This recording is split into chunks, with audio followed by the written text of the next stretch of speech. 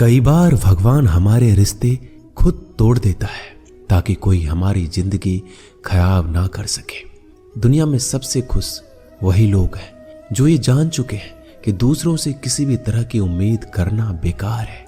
जिंदगी में थोड़ा दुख भी जरूरी है। हमेशा सुख ही मिलता रहेगा तो आप कभी जिंदगी में आगे नहीं बढ़ पाओगे। ये गलत सोच है इंसानों की कि एक अकेला इंसान क्या कर सकता है। पर देखो जरा उस सूरज को जो अकेला ही सारी दुनिया को रोशन करता है। भाग्यशाली वो नहीं होते जिन्हें सब कुछ अच्छा मिलता है, बल्कि भाग्यशाली वो होते हैं जिन्हें कुछ भी मिलता है उसे वो अच्छा बना लेते हैं। गीता में लिखा है, जब इंसान की जरूरत बदल जाती है तब उसके बात करने का तरीका भी बदल जाता है। फायदा सबसे गिरी हुई चीज है, लोग उठाते ही रहते हैं। हारता वो है जो शिकायत बार बार करता है और जीतता वो है जो कोशिश 1000 बार करता है। जिस इंसान को हम बेहद प्यार करते हैं वही इंसान हमारा सबसे ज्यादा फायदा उठाता है, क्योंकि वो इंसान जानता है कि हमारी कमजोरी क्या है। इतने समझदार बनो कि किसी को माफ कर दो, लेकिन इतने बेवकूफ मत बनो कि धोखा देने वाले पर दोबारा विश्वास कर बैठो। उम्मीद मत छोड़ना, कल का दिन आज से बेहतर होगा। जिंदगी में उस लेवल तक पहुंच जाओ कि लोग आपको खोकर पछताए। जीवन में कभी भी किसी से अपनी तुलना मत कीजिए।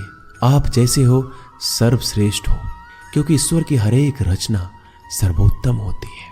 खुद को किसी से कम समझना ईश्वर की रचना का अपमान है। इंसान का मन ही उसका सबसे बड़ा दुश्मन और उसका सबसे बड़ा दोस्त होता है। यदि मन आपसे जीतता है तो आपका दुश्मन बन जाता है, और यदि आप मन से जीतते हो तो आपका सच्चा दोस्त बन जाता है। यदि कोई आपको नजरअंदाज करे तो बुरा मत मानना, क्योंकि लोग अक्सर अपनी हैसियत के हिसाब से चीजों को नजरअंदाज करते हैं। उन लोगों के पीछे कभी मत भागना जिन लोगों को आपकी कोई परवाह नहीं। श्री कृष्ण कहते हैं, गलती हर इंसान से होती है, लेकिन गलतियां सुधारता वही इंसान है जो दिल का साफ होता है और रिश्तों को खोना नहीं चाहता। जिंदगी का सबसे बड़ा थप्पड़ किसी से की गई उम्मीद मारती है।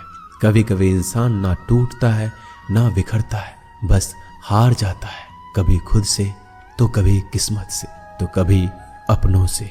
हर जिंदगी में खुद को समय जरूर दें, क्योंकि पहली जरूरत आप खुद हैं। याद रखना कि जरूरत से ज्यादा अच्छे बनोगे तो जरूरत से ज्यादा इस्तेमाल किए जाओगे। रिश्ते चाहे कितने भी बुरे हो उन्हें कभी मत तोड़ना, क्योंकि गंदा पानी प्यास बुझाने के काम नहीं आता, पर आग बुझाने के काम जरूर आता है। जमाना जब भी मुश्किलों में डाल देता है तो परमात्मा हजारों रास्ते निकाल ही देता है। विश्वास करने वाले से ज्यादा बेवकूफ विश्वास को तोड़ने वाला होता है, क्योंकि वह सिर्फ एक छोटे से स्वार्थ के लिए एक अच्छे इंसान को खो देता है। भलाई करते रहो पानी की तरह, बुराई खुद ही किनारे लग जाएगी कचरे की तरह। जब कोई समझे नहीं तो उसे समझाने की जरूरत ही क्या है। जब कोई माने नहीं तो उसे बताने की जरूरत ही क्या है। सच्चे दिल से किसी जरूरतमंद की मदद करके तो देखो। अगर दिल को सुकून ना मिले तो कहना, जिसे जाना है उसे जाने दो। अगर वो आज रुक भी गया तो कल चला जाएगा। इंसान को इंसान से दूर कर देने वाली सबसे पहली चीज जुबान है और दूसरी चीज पैसा है। जिन्हें सपना देखना अच्छा लगता है उनकी रात छोटी पड़ जाती है, और जिन्हें सपने पूरा करना अच्छा लगता है उनके दिन छोटे पड़ जाते हैं। किसी की आदत देखनी है तो उसे इज्जत, और किसी की अगर फितरत देखनी है तो उसे आजादी दो। हर इंसान में कोई ना कोई प्रतिभा जरूर होती है, पर लोग अक्सर इसे दूसरे जैसा बनने में नष्ट कर देते हैं।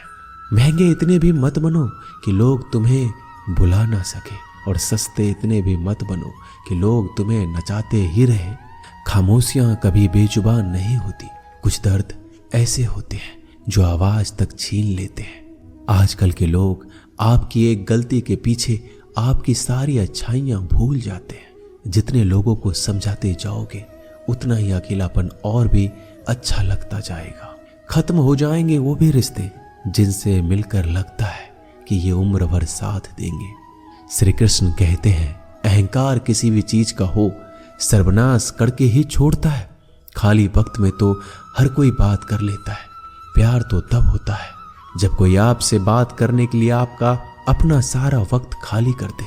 सब कुछ ठीक करने का इंतजार करोगे तो बैठे ही रह जाओगे। आप हिम्मत करो, खुद उठो, अपनी जिंदगी में सब कुछ ठीक कर दो।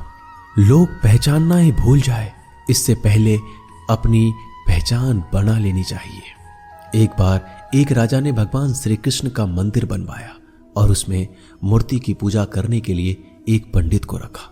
हर रोज अपनी मंत्री से कहकर मंदिर में एक माला भिजवाता था और पंडित जी को वो माला श्री कृष्ण को चढ़ाना होता था। उसके बाद राजा जब दर्शन के लिए आता था तो पुजारी वो माला भगवान की मूर्ति के ऊपर से निकालकर राजा के गले में पहना देता। कई सालों तक ऐसा चलता रहा। पंडित जी अब बूढ़े हो चुके थे। एक दिन राजा की तबीयत खराब हो गई।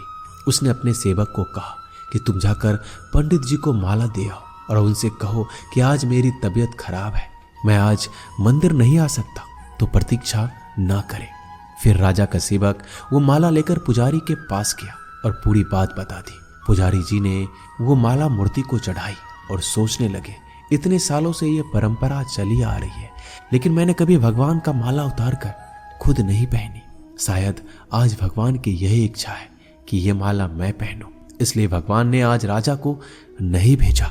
इसलिए आज अच्छा मौका है, ये माला मैं निकाल कर खुद पहन लेता हूँ। फिर उस पंडित ने भगवान की मूर्ति से माला निकाल कर खुद पहन ली। इसी बीच राजा का सेवक दौड़ के पंडित के पास आया और पंडित जी को कहने लगा कि राजा जी को ठीक नहीं लग रहा है, उनकी तबीयत और बिगड़ गई है, इसलिए अब वो प्रभु के दर्शन करना चाहते हैं। वो आ रहे हैं, उनकी सवारी जल्दी अभी मंदिर में आएगी।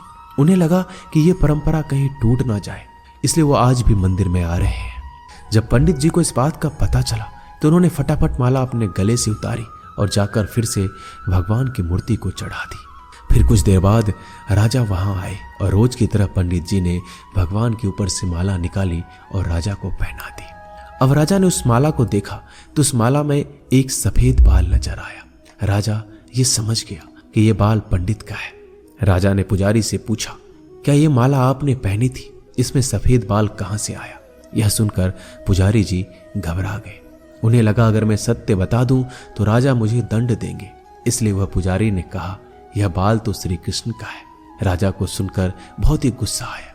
उसने कहा, तुम झूठ बोल रहे हो, भगवान के बाल सफेद कब से होने लगे? राजा ने कहा, मैं फिर कल आऊंगा और श्रृंगार के समय देखूंगा कि उनके बाल सफेद हैं या काले। अगर बाल काले निकले और सफेद नहीं निकले तो आपको कल ही मृत्यु दंड दिया जाएगा, क्योंकि आपने मुझसे झूठ बोला है।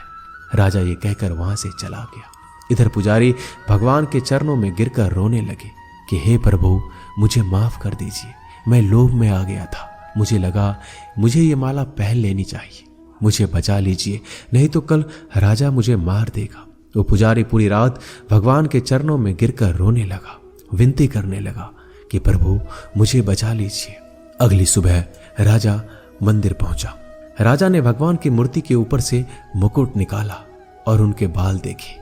राजा चौंक गया क्योंकि भगवान की मूर्ति के ऊपर सफेद बाल थे। राजा ने सोचा ये पुजारी की कोई चाल है, इसने मौत की सजा से बचने के लिए भगवान के बाल सफेद कर दिए हैं। राजा यह बाल असली या नकली इसकी जांच करने के लिए बाल तोड़ने लगा। जैसे राजा ने कुछ बाल तोड़े तो मूर्ति में से खून की धारा बहने लगी। राजा भगवान के चरणों में गिर गए और क्षमा मांगने लगे और रोने लगे, कहा मुझे माफ कर दीजिए। तभी मूर्ति से एक आवाज आई, राजा तूने सिर्फ मुझे मूर्ति माना, इसलिए मैं तुम्हारे लिए सिर्फ एक मूर्ति हूं। लेकिन पुजारी ने मूर्ति में साक्षात भगवान देखा, इसलिए मुझे मेरे भक्त की रक्षा करने के लिए मेरे बाल सफेद करने पड़े और खून की धारा बहानी पड़ी, ताकि मैं समझा पाऊं कि जहां भाव है वहां भगवान है। अगर आप वाकई में भगवान का स्मरण करते हैं, उन्हें देखना चाहते हैं, तो आपके अंदर सिर्फ भाव होना चाहिए। ये एक छोटी सी कहानी हमें शिक्षा देती है कि भगवान के आशीर्वाद के सिवाय कुछ भी संभव नहीं। अगर आप सच्चे दिल से भगवान को पुकारते हैं तो भगवान आपकी मदद के लिए जरूर आते हैं। दोस्तों, ये वीडियो यहीं समाप्त होती है। मिलते हैं अगले वीडियो में। तब तक के लिए अपना ख्याल रखिएगा। जय श्री कृष्णा।